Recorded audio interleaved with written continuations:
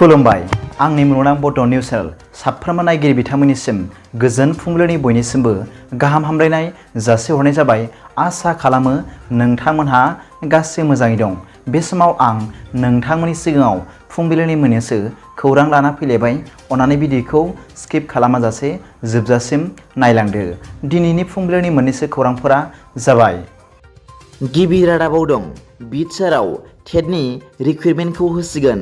खौरां मोननाय बादिब्ला मैयानि आसाम केबिनेटनि सावराय जथुमाव टेटनि थाखाय SIUआ एप्रुभ जाबाय होनना आसामनि सोलोंथाइ मन्थ्रि मानाव गेदेर रनज पेगु बिथाङा फोरमायबाय आरो BTRनि टेट पास जानाय बिजाथिफोरखौ BTR सरकारानो एपइन्टमेन्ट होगोन होनना फोरमायदों।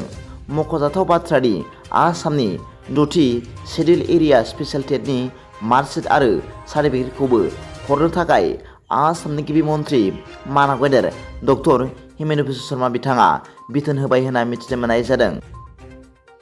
नैथि रादाबाव दं मैया बृहस्पतिबारखालि करिमगन्ज जिल्लायाव फुख्रियाव दुगैनाय समाव सानै हिन्जावसाया फुख्रिनि दैयाव गबनानै अबथिरा जिउ गोमादों।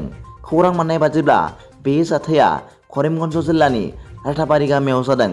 हिन्जावसा सानैबो बेलासि समाव दुगैनो होनना गामि खाथिनि फुख्रियाव दुगैनाय समावनो सानैबो दैयाव गबनानै जिउ गोमादों आरो गामिनि सुबुंफोरा गोबाव समनि उनाव हिन्जावसा सानैनि जिउ गैयै देहाखौ फुख्रिनि दैयाव गोजावनानै थानायखौ नुनानै पुलिसनो खिन्थाहैदों आरो पुलिसआ हिन्जावसाफोरनि गोथै सहखौ पस्टमर्टेम खालामनो थाखाय लांदों होनना मिथिनो मोननाय जादों। थामथि रादाबाव दं मैया आसामनि बरपेटायाव गंसे मबाइलआ बेरफ्रुनानै सासे सुबुंखौ गोब्राब जखम खालामदों। खौरां मोननाय बादिब्ला बे जाथायाव गोब्राब जखम जानाय सुबुंनि मुंखौ मायास उद्दिन होनना मिथिनो मोन्दों।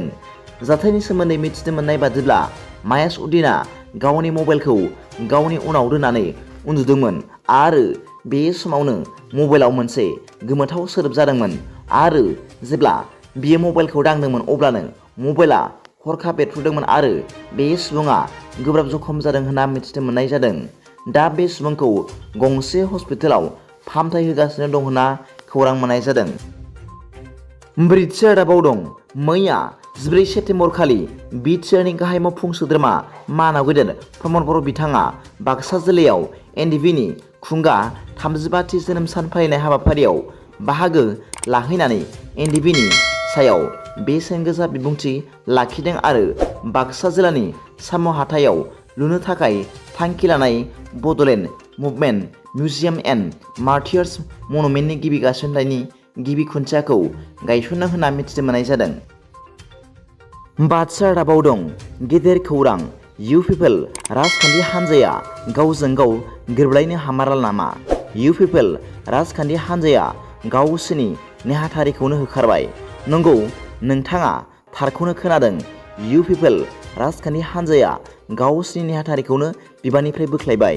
खौरां मोननाय बादिब्ला मैया 14 सेप्तेम्बर खालि इउ पिपल राजखान्थि हान्जाया गावसोरनि हान्जानि अफिस नेहाथारि कमल आजादखौ गावसोरनि इउ पिपल हान्जानि अफिस नेहाथारि बिबाननिफ्राय बोख्लायबाय।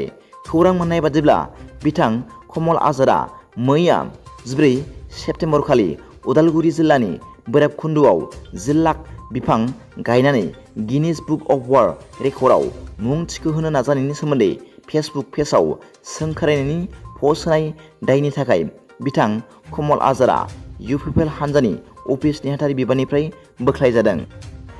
दिनैनि फुंबिलिनि मोननैसो खौरांफोरा दा बेखिनिल'मोन।